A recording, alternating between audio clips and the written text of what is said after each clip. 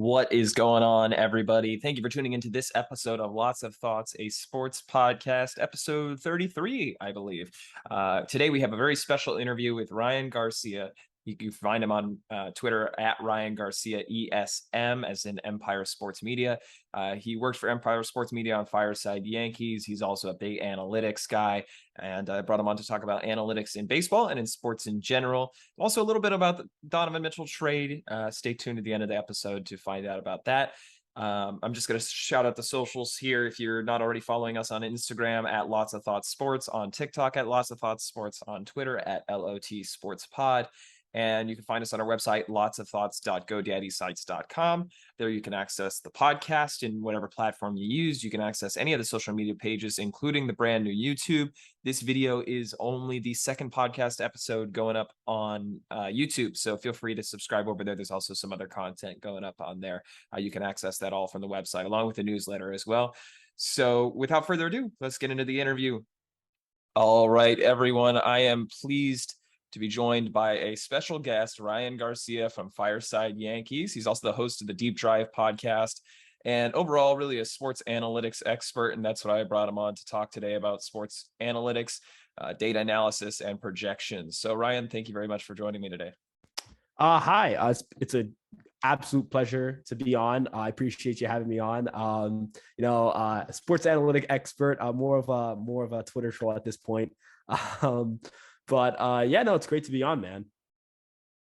Well, you could say you're a combination of both. That's always a good way to, claim yourself. All right. A little more of a troll first, though. You got to push narratives. Narratives come before facts. All right. Just putting that out there. Okay. Well, I wanted to start overall with just a general perception of analytics in sports. I think most of the listeners of my podcast, but I think a lot of sports fans in general have a preconceived notion of analytics in sports based off of what they see from the outside, like especially with Moneyball popularizing it with especially one of the cheap teams in baseball, right? And in the Oakland Athletics. I think a lot of sports fans kind of develop the opinion that analytics are used for teams that can't afford to pay good players. So they have to make the most out of the limited assets that they have. But you're starting to see more of a development of analytics with teams that have big budgets like the Dodgers and the Yankees. Do you think that's something that kind of overrides all budgetary requirements and analytics should just be adopted overall? Or do you think it's tailored by team? So analytics is kind of this buzzword, right? You think analytics, right? It's really just teams trying to have the most information available and the most detailed information to get, the most out of their players. Ultimately, teams are a business. And I think, we, especially when we're talking about like rookies and calling them up, we kind of realize very quickly how much this sport is a business before it is, just guys playing a sport. Ultimately the goal is to make a lot of money, and to make a lot of money, a very easy way to make a lot of money is be very good at baseball and have a good product and draw on fans and all that stuff. And so analytics are valuable because of the fact that it consistently helps owners and management not only optimize their talent. You think, okay, they can sign a guy for like a minor league deal, a reliever who ends up pitching very well for them. You think of big examples, the Clay Holmes of the world, even the Cleveland Guardians getting Clase when they traded Kluber. It's a buy low guy. It's a guy the Texas Rangers really care about trading. And you think of it as a cheap move because they're trading a guy who's going to make money. Which, yes, it is. Money's involved there, but analytics would tell you, hey, this is a guy with great stuff and you can buy low on him and he's going to be a guy that you're not going to pay a lot of money. He's going to give you a lot of value. Ultimately it's about maximizing profit. That's what baseball teams, organizations, franchises look to do, and analytics helps teams do that because it gives you a cost-effective way or just the best way to put together a very good team given your budget and whatever resources you have. And in baseball, it's easy to market, right? I guess a lot of people kind of confuse that baseball is a sport that's boring and not likable because the sport has done it to themselves. Look at Edwin Diaz's intro. I mean, that is one of the most appealing, attracting things in sports right now. And it's baseball, right? And it comes down to, presenting yourself the right way. The Mets are an example of a team that they have a lot of money. Yes, they're very analytically based. Look at Adam Ottavino. Look at what they've done with Tyler McGill when he's healthy. Look at the signings they've made. Mark Canha was very undervalued on the market. He went before the lockout started, signed quietly with the Mets. The Mets also traded for Chris Bassett. Those are two big parts of that team. Analytics help you in a sense. It helps you optimize, helps you make good decisions and put together a good roster. And the Mets are a money machine right now, right? They're going to be bringing in tons of money. Why, as a Mets fan, would you not want to go see Edwin Diaz close out a game, or go watch Francisco Lindor make a great play at shortstop, or go watch Jacob deGrom or Max Scherzer take the mound? Ultimately, analytics help teams make a profit because it makes teams better. So all 30 franchises would tell you analytics has a role, except for the Rockies. They're stupid, but they would, for the most part, tell you analytics play a role in this organization. And it's not because we need analytics because it's a buzzword. It's because it helps teams make a profit because it puts a good product out there. So from an individual player perspective, right, the teams have this increased amount of information really like never before.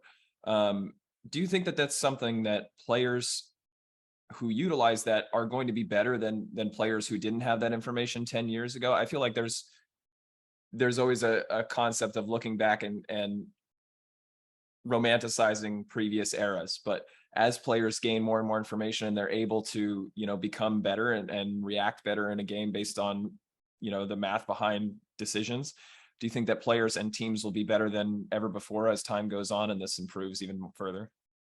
I think the talent level in baseball is clearly getting a lot better. So yeah, absolutely. Let's look at 5 years ago, right? I talked about Jacob deGrom and how just wild it is that he throws so hard. His sliders would be faster than the average fastball in 2018. Obviously deGrom is not the average pitcher. He is considered, I would say he's the best pitcher I've seen on a per rate basis in my lifetime. But let's look at Steven Strider, right? Yesterday, 8 innings, 16 strikeouts, no walks, shutout ball.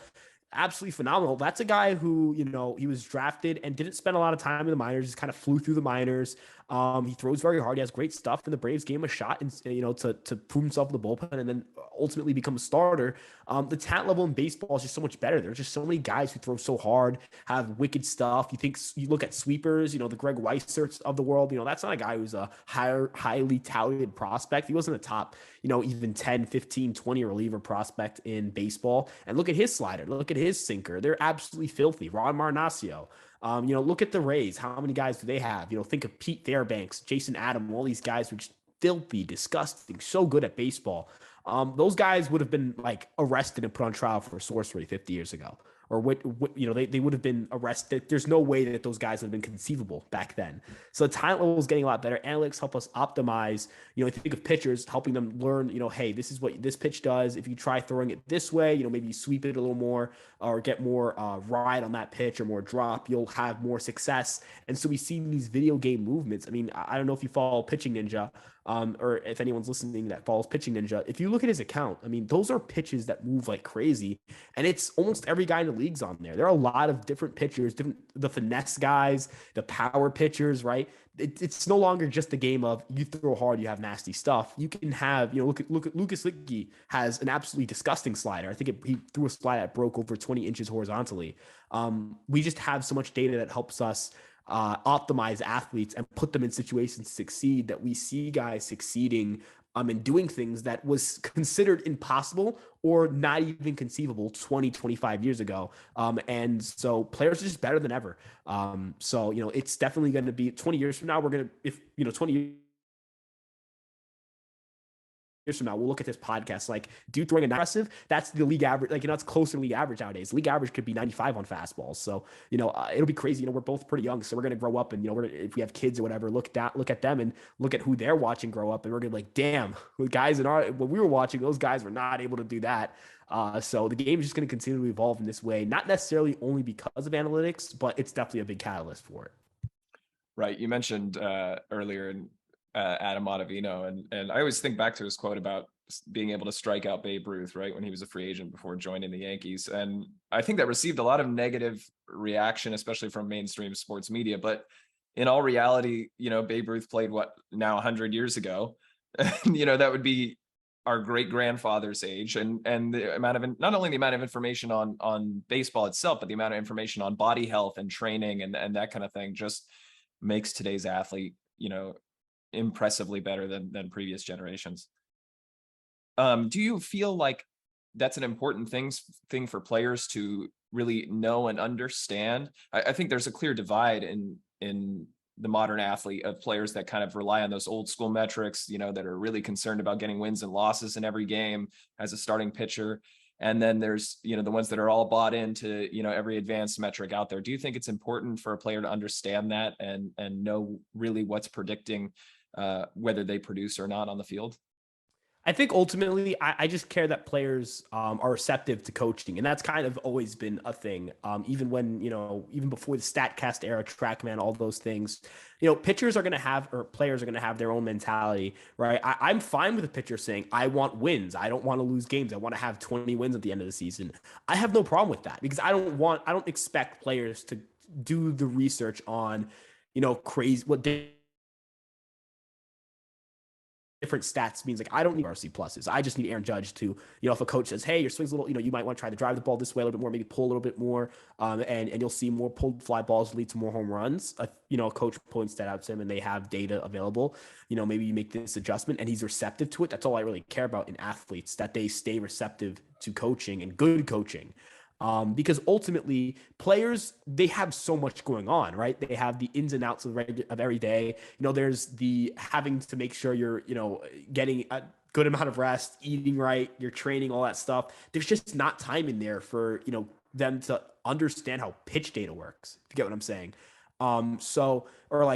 Understand the intricacies of X Wobicon, right? Like, I'm not anticipating that players need to make a change from a I like old school stats to, a modern, I look at this and this. I just need players to be receptive to data. And they are, for the most part, very receptive to what coaches tell them. Coaches, their job is to take data and to translate it to players. In my opinion, that's how I view these things. The player's job is not to take the data and apply it to themselves. That's why you have coaches. There's no point in having coaches if players can coach themselves. And sometimes, it's as old, like Jordan Montgomery.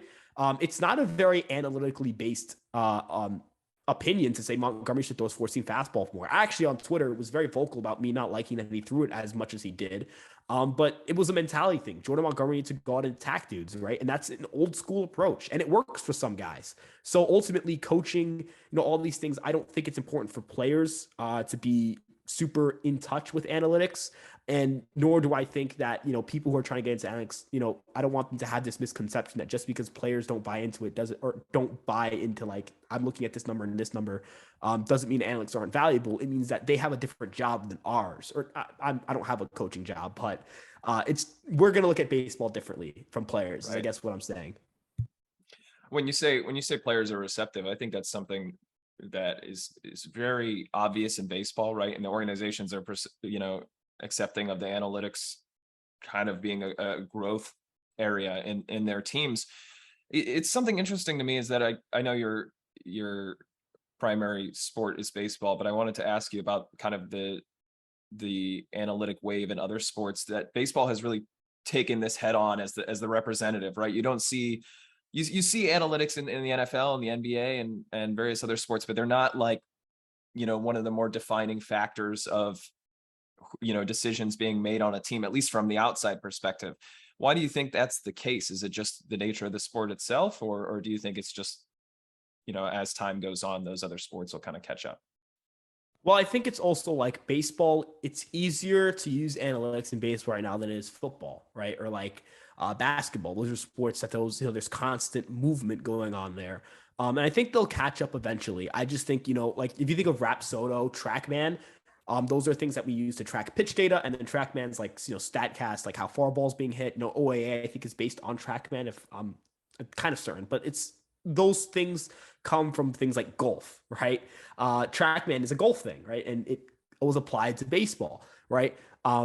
Typically, it kind of takes that I know football is going to start getting more analytical. I think we see this. PFF is a big company now. Next gen stats, I think we're going to start seeing NFL teams modernize a little bit. The NBA, they're kind of stuck a little bit because I don't think it's happening in the next 5 years. I think we could see an analytical revolution next 5 years of like public data at least.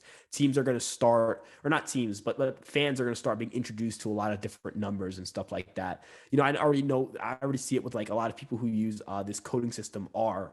It's a, I don't know how to code, so I don't know how to use it, but I know there are a lot of people who I follow who use it and they have data on there, EPA is a big kind of one of those big stats in that regard. It's very primitive. Film is still valuable in the sense of like we don't really have stats for offensive linemen. Coverage stats are still really difficult for like defensive backs. So it's really all primitive. I think that's the next sport that goes into that big revolution. Hockey's already pretty analytical. But I think you'll see football kind of start taking off, American football, take off into this very analytical sport over the next few years, even though the problem will be that you'll see that it's very much an old time game. If you get what I'm saying, it's going to have to take that culture change as well, just like it did with baseball, where baseball is very much like it's very much a sport that, your great grandfather watched, right? It's a sport that's the culture is going to have to catch up with the numbers that start becoming more public and the information we start getting over time.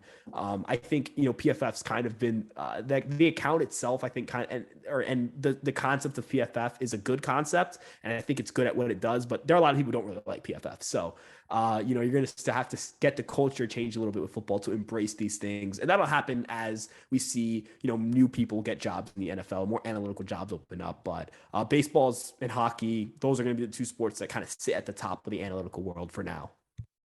Gotcha. I wanted to shift gears a little bit. I am admittedly not at all familiar with projection systems in sports, and I know that's something that you are fairly knowledgeable in, very interested in.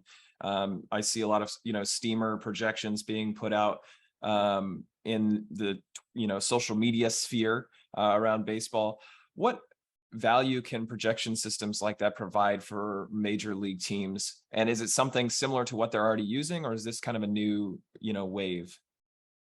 So, projection systems that we have publicly are actually primarily used for like fantasy sports. Like a lot of people are competitive and trying to predict things.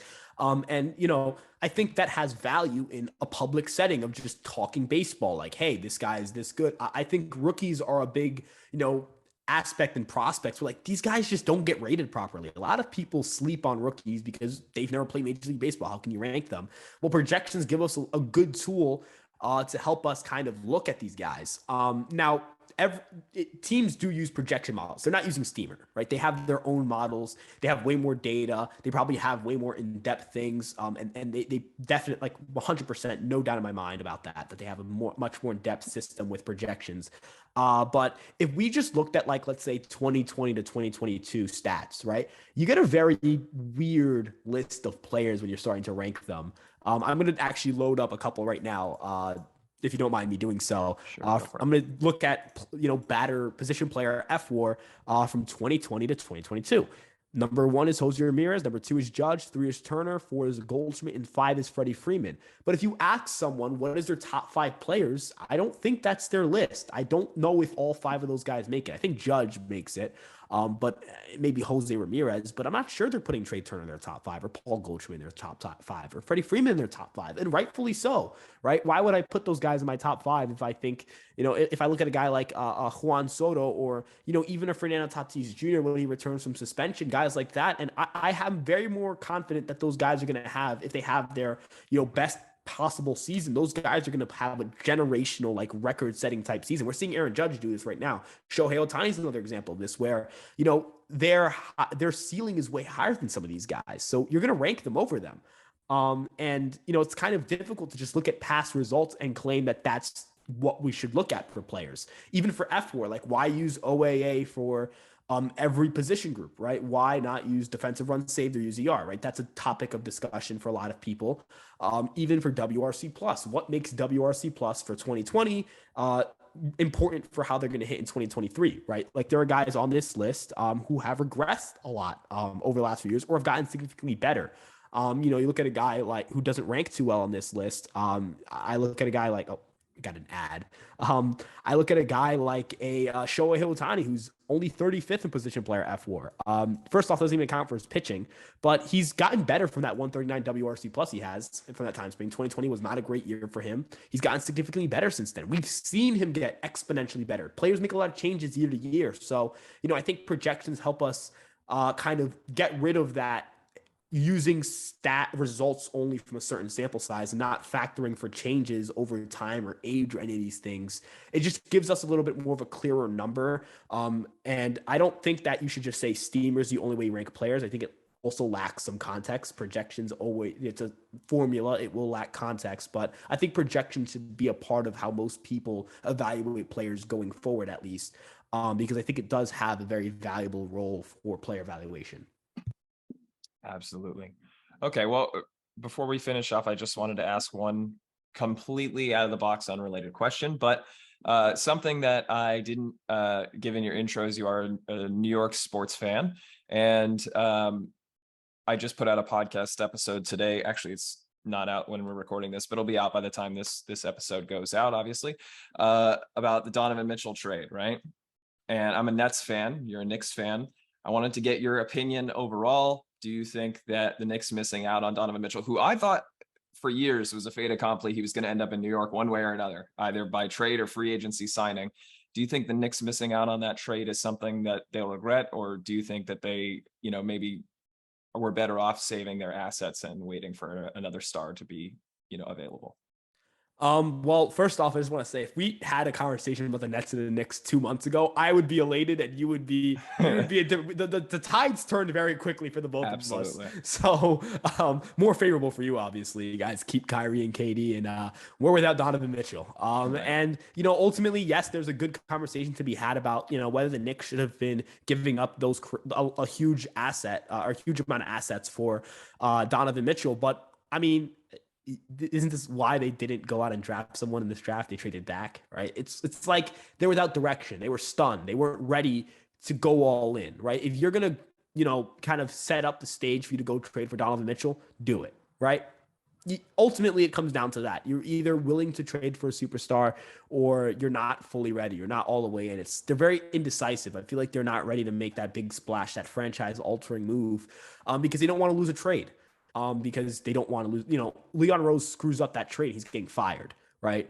And I think Leon Rose can still sell this idea to James Dolan, and it's really all that matters is job security, right? And I understand it, right? You want to keep your job, I get it. But you can sell the idea of, I didn't trade for Donovan Mitchell because he was asking me for RJ Barrett, so I just extended RJ Barrett. And I get that, sure. But ultimately, if you ask me who I'd rather have leading my franchise, it's very easily Donovan Mitchell. No disrespect to RJ Barrett, but Donovan Mitchell's an established, proven superstar. RJ Barrett is not there yet. And I don't know if he'll get there. It's not a guarantee. We're in year 4. He hasn't necessarily hit stardom yet.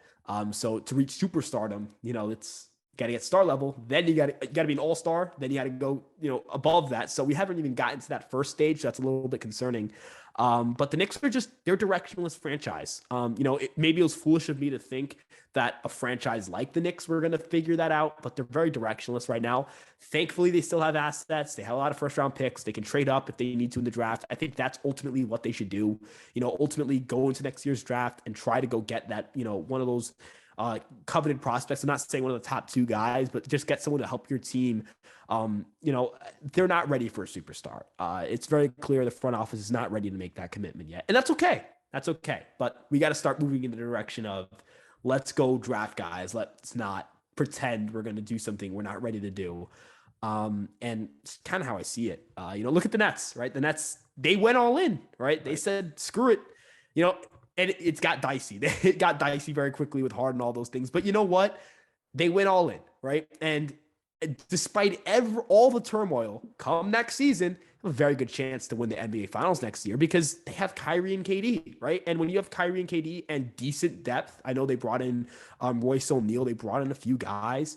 You can win an NBA Finals, right? The Knicks, I think they know that Mitchell wasn't going to win them an NBA Final on his own. I don't think they're ready to make that commitment. And is that bad on the franchise for setting themselves up for a commitment they knew they could have made? Absolutely. But they got to find direction because they don't have any right now. They're really lost.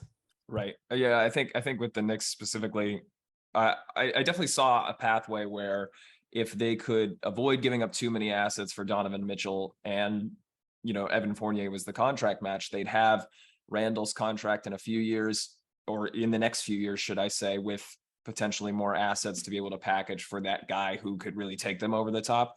But, like you said, there's no guarantee that another star is going to be out there, and there's no guarantee that RJ Barrett's going to be the third star or the second star, depending on what you'd want him to be in that scenario. So I very much understand them not making the deal, especially with the reported packages that came out that the Jazz were even denying, even wanted more than supposedly what was offered. So, well, that's the end of the conversation I wanted to have with you. I really appreciate it. If there's anything you wanted to get out there about something that you want my audience to go look at, where they can find your content, any shout outs you'd want to make? Yeah, I do the Fireside at Yankees. We do episodes on the YouTube channel. I there almost every day. So if you like Yankee content, check that out. And also, Dylan, he's a great guy, guys. So if you guys are listening, he's a great dude. I've known him on Twitter for a really long time. I think I've been on the app for about 2 years. I think I've known you for about as long as I've been on the app, from what I remember. Anything before like August 2020 is pretty cloudy for me Twitter wise. But if you guys are listening, this is a great podcast to listen to. This is a great show to tune in on.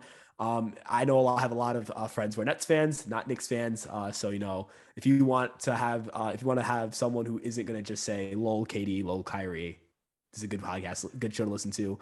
Yeah, that's really it. And also check out the Deep Drive Pod. That's the baseball general pod. It's not just Yankees. So if you're not a Yankees fan and you hate the Yankees entirely, we have a host on there who hates the Yankees a lot, and a Red Sox fan on there. So he also hates the Yankees. So what? Good mixture of Yankee fan and Yankee hatred there. But yeah, thank you for the opportunity, man. Yeah, thank you for coming on. I really appreciate it. I would second that. The Deep Drive Pod is definitely a great listen. I appreciate your kind words. Thank you very much for coming on.